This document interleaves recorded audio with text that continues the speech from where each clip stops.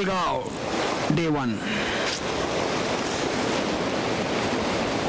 কি সুন্দর দৃশ্যটা, রাত্রে বরফ পড়েছে পিকে, কালকে এতটা ছিল না, বরফ পড়েছে, প্রচণ্ড ঠান্ডা পড়েছে আজকে। পিকগুলোতে স্নোফলও হয়েছে, যেরকম বললাম।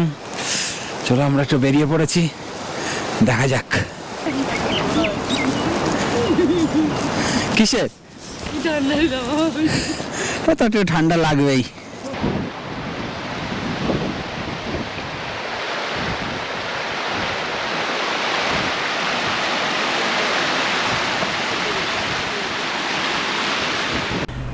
পাহাড়ি এই রাস্তাটার মাঝখান দিয়ে হেঁটে যেতে যেতে সত্যিই মনোমুগ্ধ হয়ে যাচ্ছে। প্রত্যেকদিন সকালবেলা যদি ঘুম থেকে উঠে এরকম নৈসর্গিক দৃশ্য দেখা যায় এবং সকালবেলা প্রাতঃভ্রমণটা যদি এই রকম পথ দিয়ে হেঁটে প্রত্যেকদিন যাওয়া যায়, শরীর মনে হয় এমনিই সুস্থ হয়ে যাবে। উপরে দূরে যেই পাহাড়ে বরফটা পড়েছে সেটা গতকাল রাত্রে পড়েছে, কারণ পেহেলগাঁওয়ে পৌঁছে আমরা এই বরফটা দেখতে পাইনি। হাঁটতে হাঁটতে আমরা হোটেলের দিকে যাচ্ছি। সকালে ব্রেকফাস্ট, আর চানা আর লুচি আর কচুরি। কচুরি, চলো কচুরি লুচি হবে আজকে। বলতে বলতেই কুমারজিৎ দা চানার প্লেটটা ধরে নিয়ে চলে এলো, আর সাথে আমাদের সুভাষ দা কচুরিগুলো, গরম ভাজা কচুরি নিয়ে আসছে ওই দূর থেকে, এখান থেকেই গন্ধ পাওয়া যাচ্ছে। এই দিয়ে আমি 5-6টা আজকে কচুরি তো খাবই।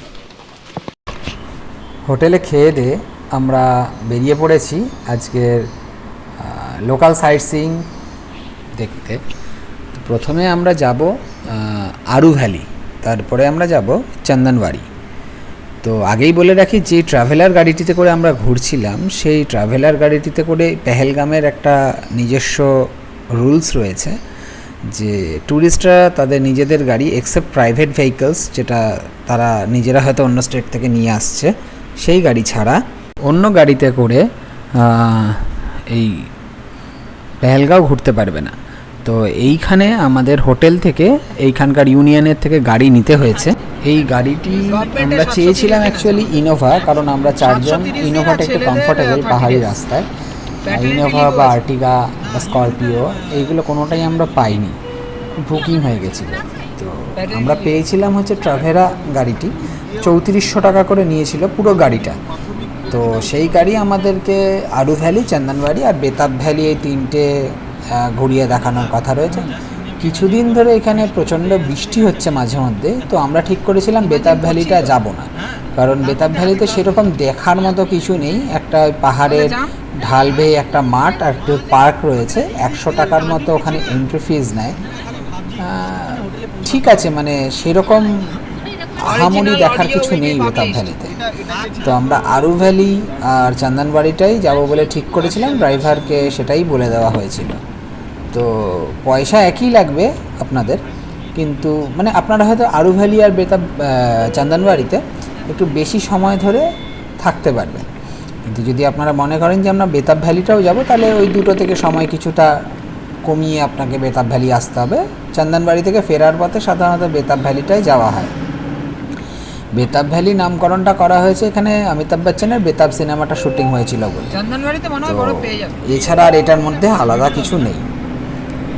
তো আমরা সবাই মিলে এখন প্রথমে আরু ভ্যালির দিকে যাচ্ছি। এটা পেহেলগামের, যেটা আমরা রাফটিং পয়েন্টে ছিলাম, এখান থেকে 16-17 কিলোমিটার দূর।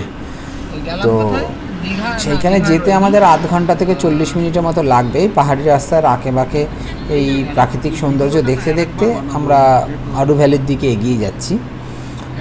আরু ভ্যালিতে বলা হয় কি বজরঙ্গি ভাইজানের কিছু শুটিং হয়েছিল, শুটিং স্পটগুলো ওটা অনেকটা ওপরে।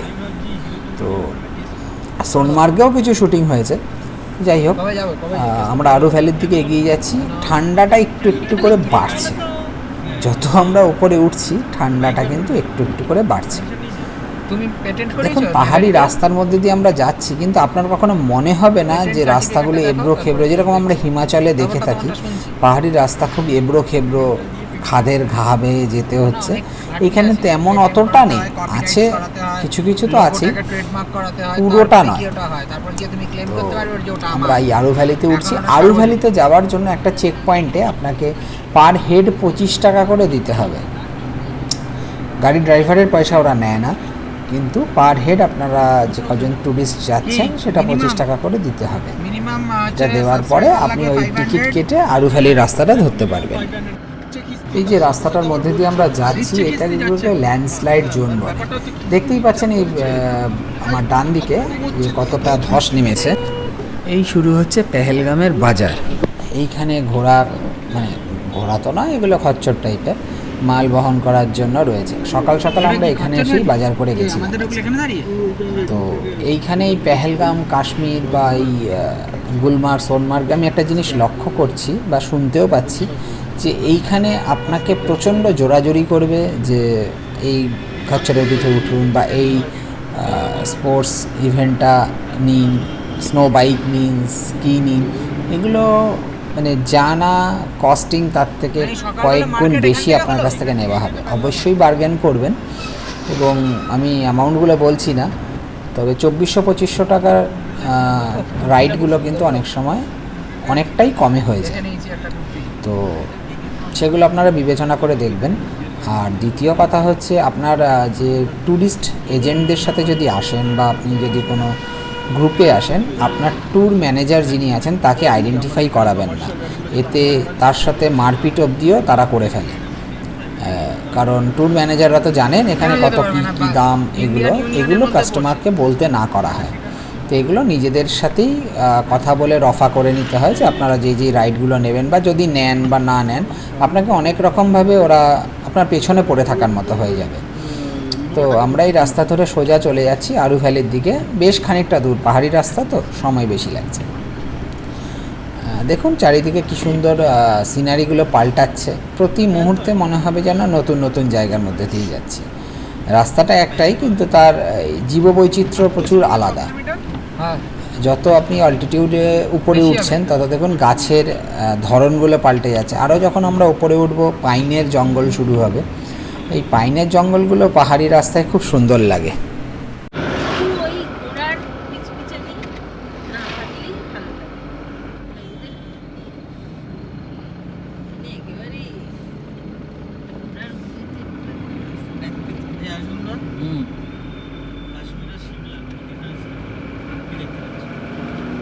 কাশ্মীর তো ভ্যালি টাইপের।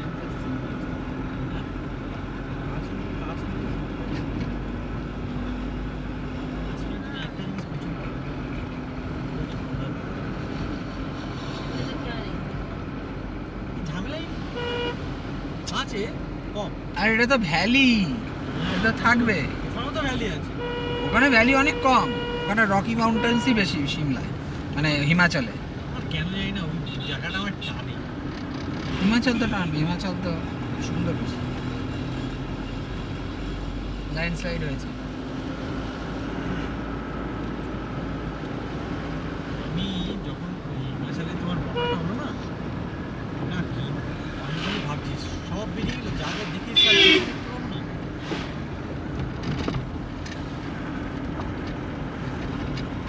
দেখছি না তোমার মণিকরণের সেটা মণিকরণটা ভেঙে গুঁড়ো গুঁড়ো হয়ে গেল।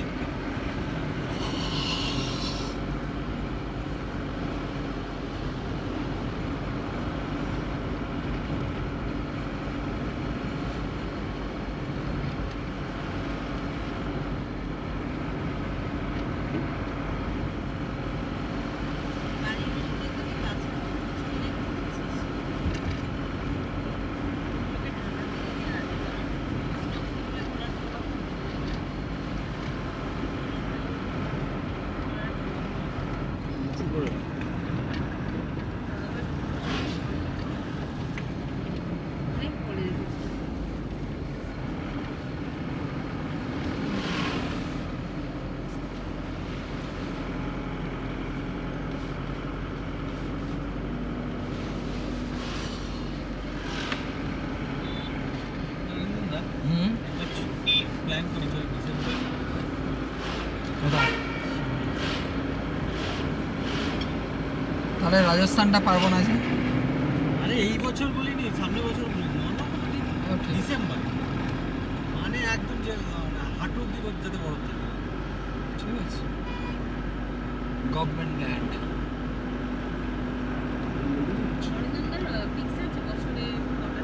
হ্যাঁ 14টা, CL 14টা,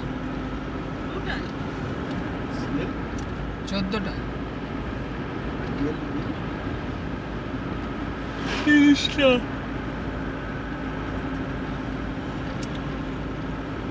ডিউটি কত? সপ্তাহে 3টে না? 48 ঘন্টা। টোটাল 48 ঘন্টা সপ্তাহে। আমরা যদি 2 দিন ডিউটি করো তাহলে বাস, বাকি দিন ছুটি।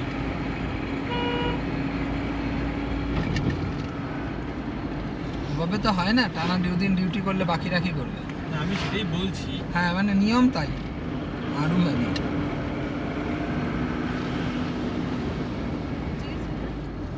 হ্যাঁ হ্যাঁ আরু ভ্যালি 0।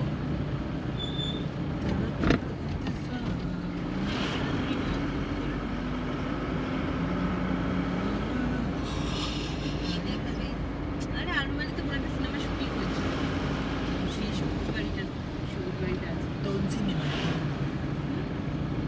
কোন সিনেমা? আমি তো নাই রে। দাঁড়াও।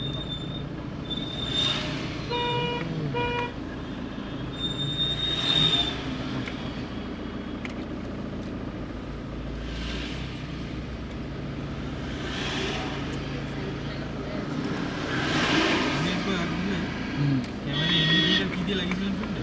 এই গ্লাস দিয়ে। এই দেখো। হ্যাঁ, এত সানলাইট। আচ্ছা করে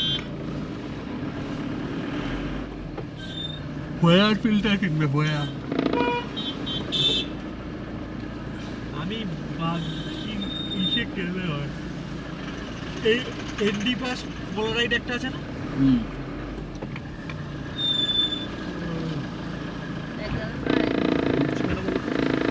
অক্সিজেনের অভাব।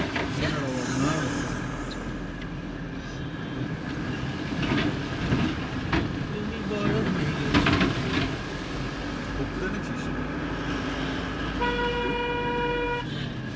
এখানে নেই, বাড়িতে আছে। হয়ে আছে।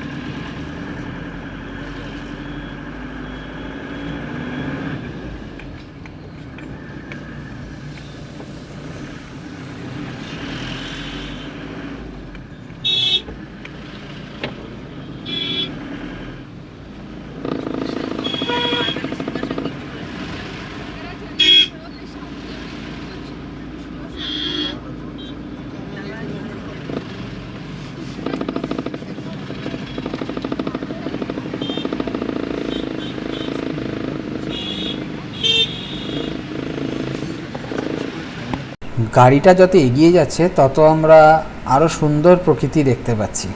কোনো অংশে আপনাদের মনে হচ্ছে এটা ভারত বা ভারতের কোনো জায়গা, আমার তো দেখে সুইজারল্যান্ড মনে হচ্ছে।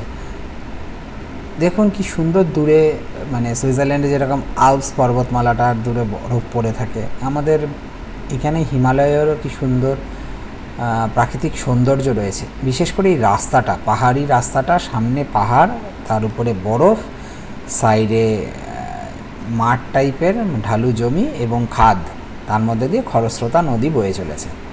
বিদেশের থেকেও খুব একটা কম লাগছে না। এই আমরা আরু ভ্যালির রাস্তায় উঠে পড়েছি। তার সঙ্গে সঙ্গে কিছু আমরা টুকটাক করে লেজ, কুরকুরে এইগুলো খেতে খেতেই আমরা এতটা রাস্তা অতিক্রম করে ফেললাম। কারণ পাহাড়ি রাস্তা চুপচাপ মুখ বসে থাকলে একটু গা গোলাতে শুরু করে, তো আমরা মুখ কিন্তু চালিয়ে যাচ্ছি। এই রাস্তাগুলো বরফে ঢাকাই থাকে শীতকালে, মানে ধরুন ডিসেম্বর, জানুয়ারি, ফেব্রুয়ারি। গাছগুলোতে দেখছেন কোনো পাতা নেই, মনে হচ্ছে গাছগুলো মরে গেছে। আস্তে আস্তে বসন্তের পরেই গাছগুলোতেও হালকা হালকা ছোট ছোট পাতা আসে, কিন্তু বর্ষাকালে এই রাস্তাগুলোতে কিন্তু প্রচণ্ড ধস নামে। দেখেই বুঝতে পারছেন যে মাটি ধসে ধসে পড়েছে। তো এইগুলো ধস পরিষ্কারও করে ফেলা হয়, কিন্তু বর্ষাকালে এই রাস্তাগুলি একটু বিপজ্জনক হিসাবেই গণ্য করা হয়। খুব বৃষ্টির সময় মাটিগুলো গলে যায়, তো গলে গিয়ে ধস নেমে যায়।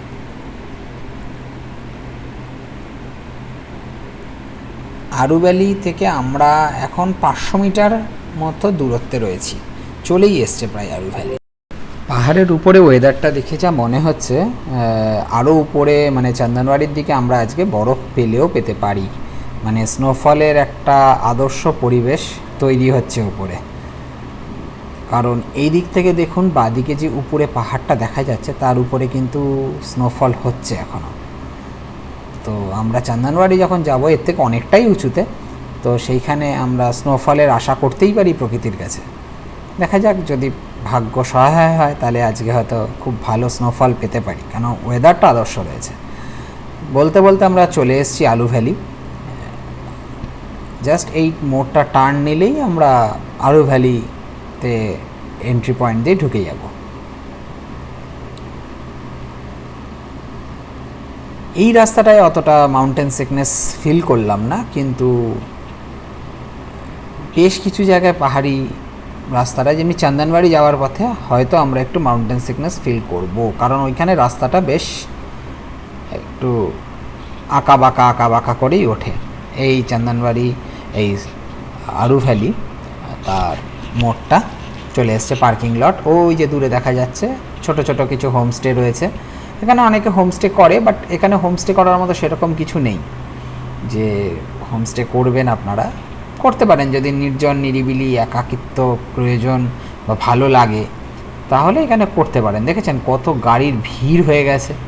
হ্যাঁ, আমাদের আসতে একটু দেরি হয়ে গেছিলো, 11টা সাড়ে 11টা বেজে গেছে এখনই, তো একটু ভিড় হয়ে গেছে। এই আরু ভ্যালি আমরা ঢুকে পড়লাম।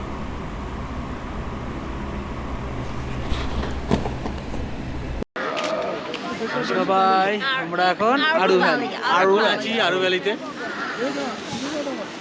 ঘুরছি। প্রচন্ড ঠান্ডা, প্রচন্ড হাওয়া দিচ্ছে। ওর মেঘও করেছে, বৃষ্টি হতে পারে, সাথে যদি স্নোফল দিতে পাওয়া যায়। তো আমরা স্টাইলের জন্য টুপি পরিনি। চলো। হে প্রভু, হে হরিনাম কৃষ্ণ জগন্নাথ প্রেমানন্দ। গলা অব্দি বরফ আগে। আরু ভ্যালি হাঁপিয়ে গেছি আমরা উঠতে উঠতে, শ্বাসকষ্ট হয় হালকা। মুখটা ওরম করে রেখে একটু ভালো করে তাকাও। বরফ, কালকে ফ্রেশ স্নোফল হয়েছে, ভালো ঠান্ডা আছে, ভালো ঠান্ডা আছে। চারিদিকে তাকালেই গরম। এগুলোতে এক্সট্রিমটা লাগালাম। আরু ভ্যালি সাব-জিরো টেম্পারেচার, সেলফি হয়ে গেছে, টাটা। আরু ভ্যালি থেকে আমরা বেরিয়ে এবার উঠে যাচ্ছি আরেকটু উপরে চন্দনবাড়ির দিকে। চন্দনবাড়ি এইখান থেকে অমরনাথজি বেস ক্যাম্পের যে যাত্রাটা শুরু হয় সেটাই চন্দনবাড়ি থেকেই শুরু হয়। চন্দনবাড়ি আরু ভ্যালি থেকে আরও 20 মিনিট থেকে 25 মিনিট লাগবে গাড়িতে, তবে এটি সোজা রাস্তা না, এঁকে বেঁকে চলা।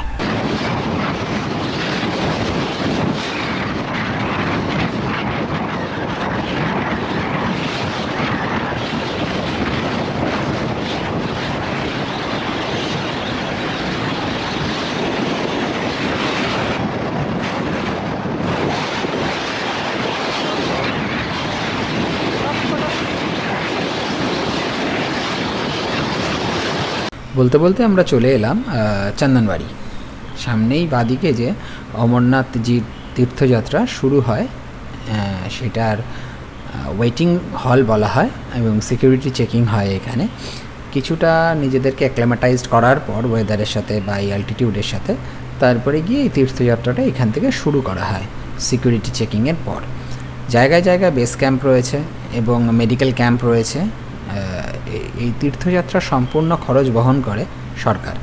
কোনো রকম মেডিকেল অ্যাসিস্ট্যান্স বা কোনো রকম খাওয়া দাওয়া সব কিছুই ফ্রি। তবে এইখান থেকে আরও 45 কিলোমিটার উঁচুতে আসল অমরনাথজি যে গুহাটা লোকে দর্শন করতে যায় সেইটি অবস্থিত। তো ইতিমধ্যেই আমরা টুকরো টুকরো বরফের কণা গাড়ির কাছে এসে পড়ছে, মানে তুষারপাত মনে হয় হবে। চন্দনবাড়ি, ও প্রচণ্ড ঠান্ডা, প্রচণ্ডই ঠান্ডা। গলা অব্দি বরফ, গলা অব্দি বরফ চলে এসছে। কি অসাধারণ দৃশ্য, সত্যিই ভূস্বর্গ ভাই। কাশ্মীর। হ্যাঁ দেখ না, প্রচন্ড ঠান্ডা, হালকা হালকা করে কি হয়েছে? এই এই তুষার ভাই, তুষারপাত হচ্ছে, তুষার স্নোফল। সফল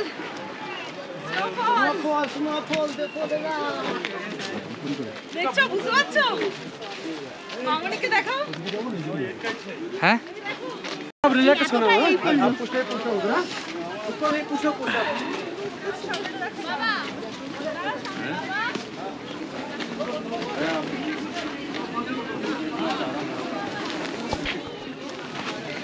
আলটিমেটলি সার্থক। আন্টি আন্টি ঘোড়া সার্থক তো? ওই তো এই আমাদের হোটেলের নাম বলো। হোটেল रियो रिसोर्ट्स, रियो रिसोर्ट्स राफ्टिंग पॉइंट में। আজকে থাকবে ওদের? हाँ आज का থাকবে ওদের।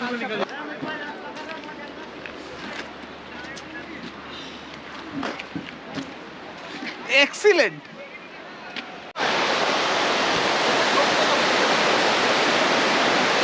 জাস্ট সিনটা দেখো, দুজন আটকা পড়ে গেছে,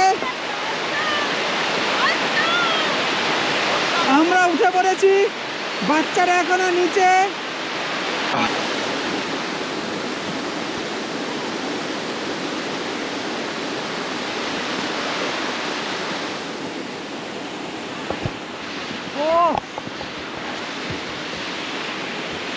অসাধারণ দৃশ্য, অসাধারণ। প্রচণ্ড স্নোফল হচ্ছে। আমরা এখন চন্দনবাড়ির উপরে রয়েছি। যতটা পেরেছি, যতটা কষ্ট হোক, যতটা পেরেছি উপরে ওঠার চেষ্টা করেছি। আমি এসছি, কুমারজিৎ এসছে, আর এদিকে অরিন্দম দা এসছে। অরিন্দম দা, বরফ কেমন? প্রচন্ড বরফ, প্রচন্ড বরফ। মানে আমরা এক্সপেক্ট করছিলাম সোনমার্গে বা গুলমার্গে গিয়ে এই বরফটা পাবো, কিন্তু চন্দনবাড়িতে এসে স্নোফল প্লাস এত বরফ আশা করতে পারিনি। সবার অবস্থাটা জাস্ট রেকর্ড করতে চাই যে সবার কি অবস্থা। হোক না, কুমারজিৎদার বরফ দেখার শখ পূরণ হলো। হলো কি? নাও নাও নাও, রেডি। हे प्रभु, हे हरि राम कृष्ण जगन्नाथ प्रेमानंदे, ये क्या हुआ? क्या हुआ? गोलाब्दी बर्फ आ गया, बहुत जैकेट भी ठंडा भीग लग रहा गए। है।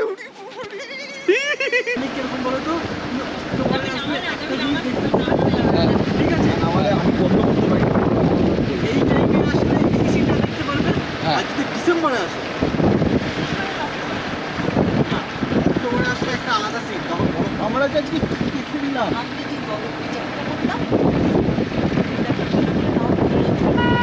এটা কিচ্ছু হয়নি, এটা ভেতরে একটা জলের জল ঢোকেনি, দেখা যাবে পুরো শুকিয়ে গেছে। আমাদের কিছু আমি এখন ধরো সত্যি কথা বলতে এই 1 বছর হয়তো আমি কোনো কোনো এত যেতে পারবো না ওদের সাথে, পাহাড়ে পরিষ্কার করতে পারবো আমার না না না, একদম সাইকেলের মতো বানাবে না, কিন্তু ব্যাপারটা বাইকের ক্যারিয়ারের মতো বানাবে, বসলে কেন যেন না ভাঙে। ব্যাপারটা হচ্ছে যে আমি তারপরে তাহলে তুমি ভাবো আমার ক্যারিয়ার কি সুন্দর, আমি ঘুরেই বেড়াচ্ছি।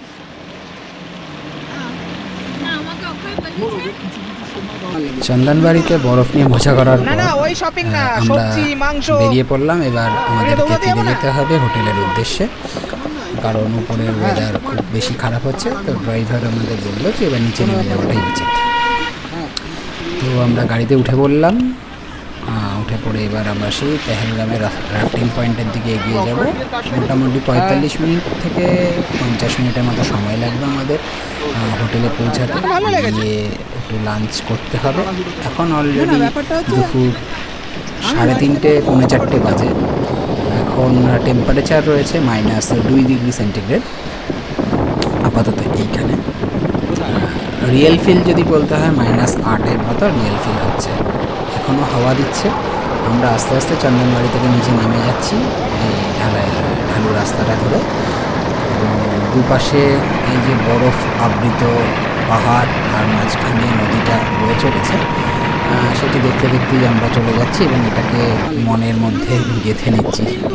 সিনিক বিউটিটা সবসময় সববার চন্দনবাড়িতে পাওয়া যায় না, কারণ চন্দনবাড়িতে বরফ পড়ে কিন্তু সেই তুষারপাতটা অনেক সময় রাত্রেবেলার দিকে বেশি হয় বা বিকেলবেলার দিকে, তখন পর্যটকেরা থাকে না।